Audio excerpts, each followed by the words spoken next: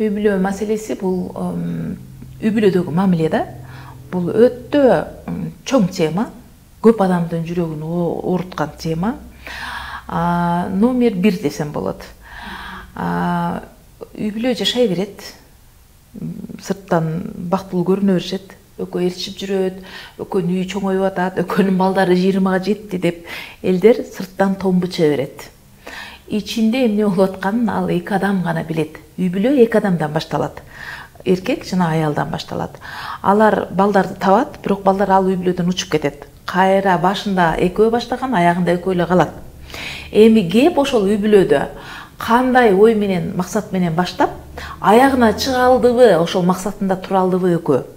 Же үй бүлөнүн курулуп башталып кетип атканда экөө турмуштун кыйынчылыктарынан өтө албай,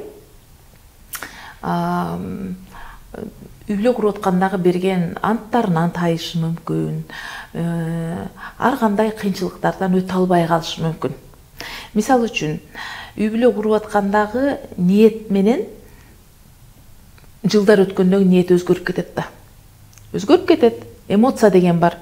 Ар биринин эмоцияга туруштугу кандай, эмоционалдык абалы ар түрдүү болот эркек менен аялдын. Алар үй бүлө куруп атканда жаш эле, ошол мезгилдеги планеталар таасир этет, алардын ата-энелери таасир этет.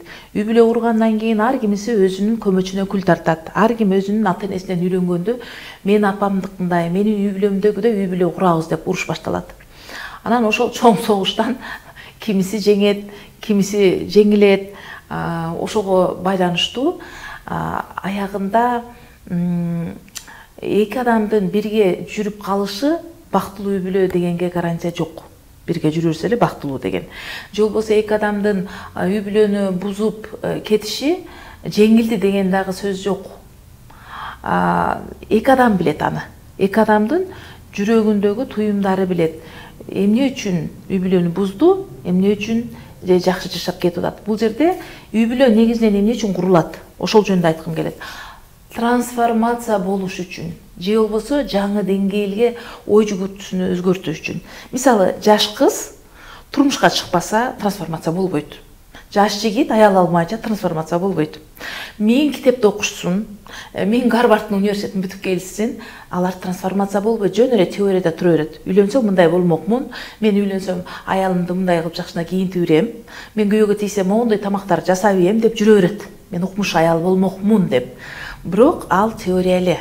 Турмушка чыкпагандан кийин ал чындыгында өзүнүн энергетикасын, өзүнүн эмоциясын, чыныгы турмушта бытта, тиричиликте кандай болуп өзгөрүшүн, кандай болуп агышын биле элек ал адам. Ошон үчүн сырттан туруп бирөөгө бирөө баа бергенге болбойт. Тиги бактылуу жашап атат, тиги жеңилип калды, тиги ажырашып кетти дегенге эч кимдин укугу жок. Ким кимди осуждение деп коет, ким кимди сөз кылса, ошол кайра өзүнө кайтып келет.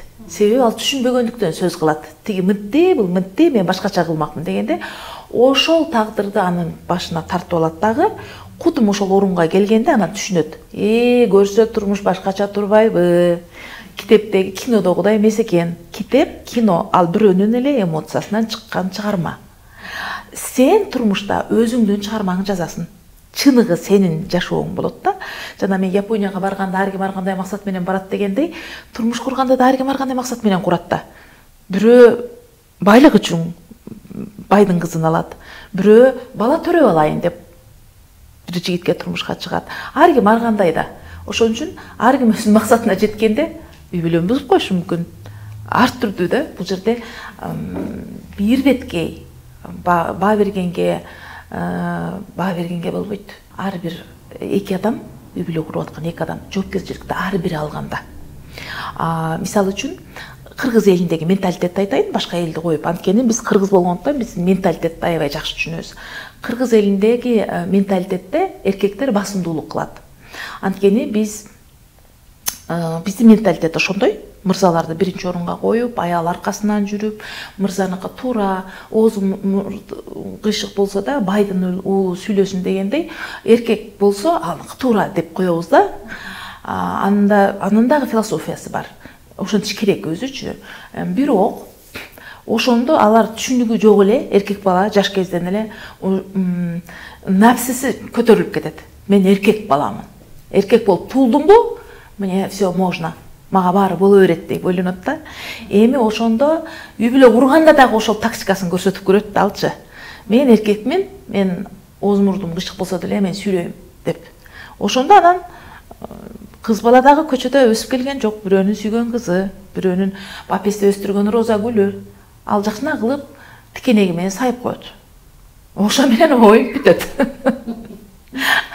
Анткени жоопкерчиликти бала кызга үйүп атат. Сен мен угуш керексиң, мен айткандай жашайбыз деп. Ким айтты? Бир эле сен бар жокту билесиң. Сен айткандай жашайт деп ким айтты, кайерде жазылыптыр? Жөн эле анын мээсинде, анын напсисине жаккан сөздү угуп алган. Динден, апасынан, атасынан, көчөдөгү ичип жаткан эркектен угуп алган да.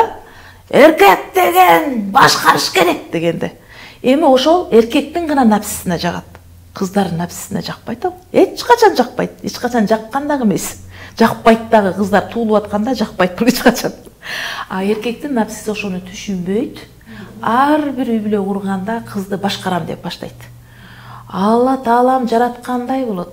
Кыздын башкарганга болбойт. Кызды сүйүш керек.